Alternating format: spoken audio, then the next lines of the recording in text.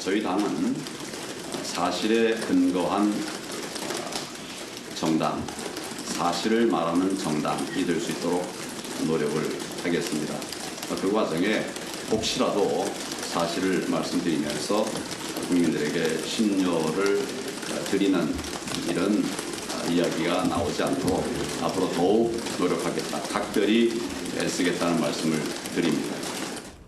글쎄요. 하여튼 말 한마디 한마디를 다 제가 이렇게 코멘트하기는 어려울 것 같고요. 우리 당은 국민들에게 심려를 끼치지 않도록 더 유의하겠다, 그런 말씀을 드립니다. 한국당에서 계속적으로 터져나오는 막말과 실언에 대해서 황교안 대표 인터뷰 보셨는데 잠깐 한숨을 쉬고 일일이 다 코멘트할 수 없다. 황 대표가 얘기하는 거하고 지금 한국당 전체적인 분위기 다르게 가는 듯한 느낌이 든다. 그렇죠. 황 대표는 지금 그 패스트트랙 이후에 지방에 대장정했잖아요. 지방 한 바퀴 돌고 그동안에 보수 단결을 외쳤는데 그래서 지지율도 좀 높아졌는데 막말 한두 마디가 자꾸 까먹고 있어요. 예, 그동안에 뭐 김정은하고 비교해서 김정은이 난 점도 있다는 등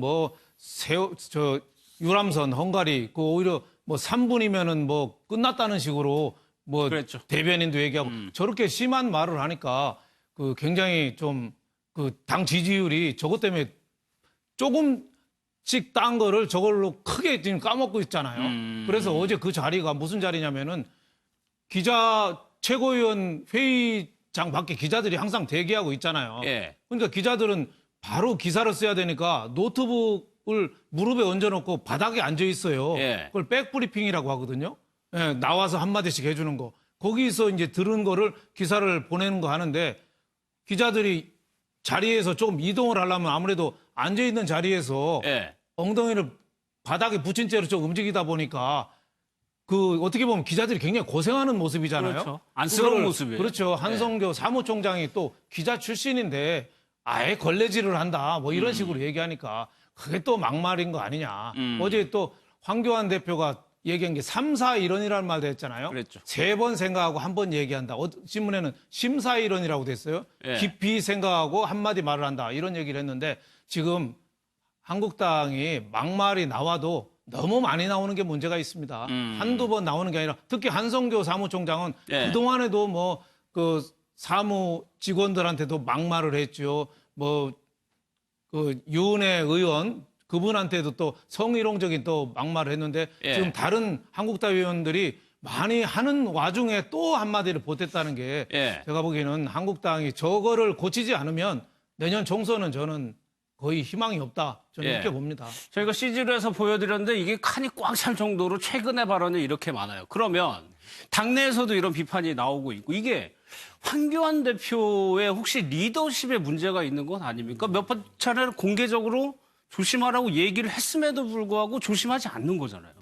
그러니까 조심하지 않는다기보다는 자신이 발언한 것이 어떠한 파장을 일으키는지에 대한 공감 능력이 현저히 떨어져 있는 상태다. 이렇게 보여지고요. 그 의원이 그 당내에서 비판의 목소리를 한 그 의원이 한 부분 중에 의원이 한 발언 중에 이 부분이 참 대목이 커요. 뭐냐면 지금 2017년도에 이 한국당의 그 지지율은 거의 단단이었거든요. 그러니까 전통적인 한국당의 지지율보다 한 3분의 1도 안 됐었어요. 그렇죠. 그런데 이미 복원이 어느 정도 됐습니다. 이 상황에서 막말이나 실언이 이렇게 집중되고 있으니까 어떤 느낌이냐면 이제 우리는 다 끝났다. 선거에서도 이길 수 있다. 전통적인 지지층들이 다 들어왔다. 이렇게 자만하고 있다라는 것이 지금 이 시각이거든요. 지지를 어느 정도 복원했다. 우리가 죽었다 살아났는데 지금 죽었다 살아난 것조차도 잊어버리고 있었다는 거죠. 탄핵도 잊어버리고 이제 우리 다 복원했으니까 이 상태도 가면 뭐 문재인 정부 계속 실정을 보이고 있고 경제는 회복되지 않을 거고 우리가 다 이겼다. 이 분위기가 바로 지금 실언이나 막말로 이어지고 있다라는 것이 정확한 전 진단이라고 봅니다. 그러니까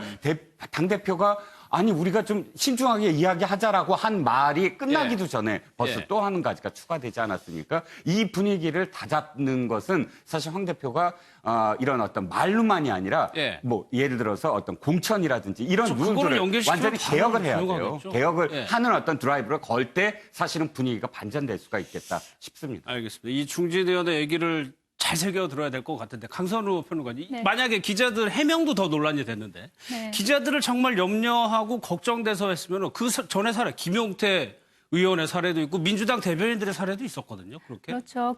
그 전에 김용태 사무총장은 기자들이 그렇게 차가운 바닥에 앉는 게 걱정이 되니까 예. 우리 등산 가면 깔고 앉는 작은 그런 방석 같은 거 있잖아요. 그걸 제공했다가 그다음에 백브리핑이 끝나고 나면 이제 다시 뭐 회수하고 그랬던 사례도 있고요. 그리고 오늘 그 민주당 원내대변인들은 그 기자들이랑 눈높이 맞추기 위해서 같이 이렇게 앉아서 그렇게 예. 백브리핑 했다고 합니다. 그 해명이 정말 조금 더 납득이 안 가는 면이 많아요. 그게 정말 걱정이 돼서 그랬으면 그냥 걱정된다고 그렇게 이야기하면 되는 거잖아요. 네. 근데 예를 들어서 저렇게 실언을 했다고 하면 그 이후에 본인의 잘못을 인정을 하고 사과를 하면 됩니다. 근데 전혀 사과하지 않았잖아요. 내 의도는 이게 아니었다는 이야기를 하고.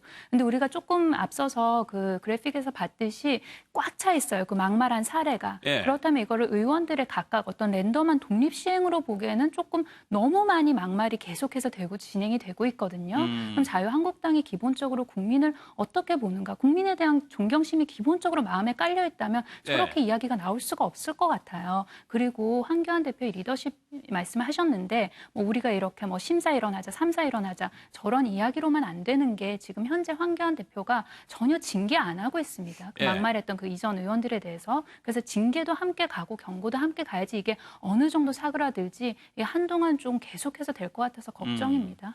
저도 국회를 말진으로 출입한 지 하도 오래돼가지고 요즘에 좀 변한 것 같아요. 다들 대변인이랑 원내대변인 오면 다 노트북을 들고 있다가 쳐야 되니까 앉게 되는 상황이 되더라고요. 그렇죠. 예. 네. 정치부 기자들이 제일 고생하잖아요. 네. 예, 회의장 밖에 끝날 때까지 기다리고 끝나고 나오면서 지나가면서 그 한마디 해주는 걸 다 노트북으로 쳐서 기사를 전송하잖아요. 워딩이 틀리면 안 되니까. 그렇죠. 그 한마디 틀리면 안 되는데 거기다가 좀 깔개를 깔아준다든지 또 좀 자세를 민주당은 그 같이 바닥에 앉아서 했잖아요. 네, 강병원 민주당. 원내대변인 시절에. 그런 것도 상당한 겸손의 표시거든요. 그렇죠. 네. 원래 키 큰 사람들이요.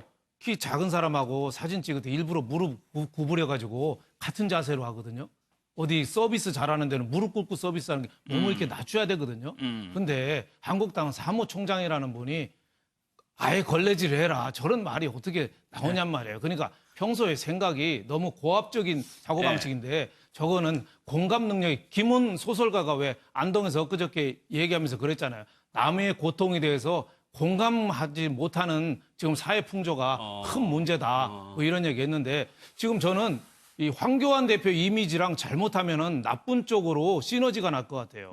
황교안 대표가 장점도 있지만 단점이라 하면 총리 때 KTX 서울역까지 관용차 몰고 들어갔었거든요. 플랫폼까지. 그것 때문에 비난 많이 받았어요. 예. 또 체육대회 행사장 안에까지 차를 몰고 그냥 들어가가지고 그런 자세를 좀 비난받은 적이 있거든요. 그래서 저런 막말하고 같이 나쁜 쪽으로 이렇게 시너지가 되면은 한국당 이미지가 결정적으로 저는 나쁘다고 보는데 저렇게 나오는 거는 저는 공감 능력이 부족하고 예. 탄핵 이후에 상처, 패닉에 빠진 상처에서 아직 완전히 극복을 못했다.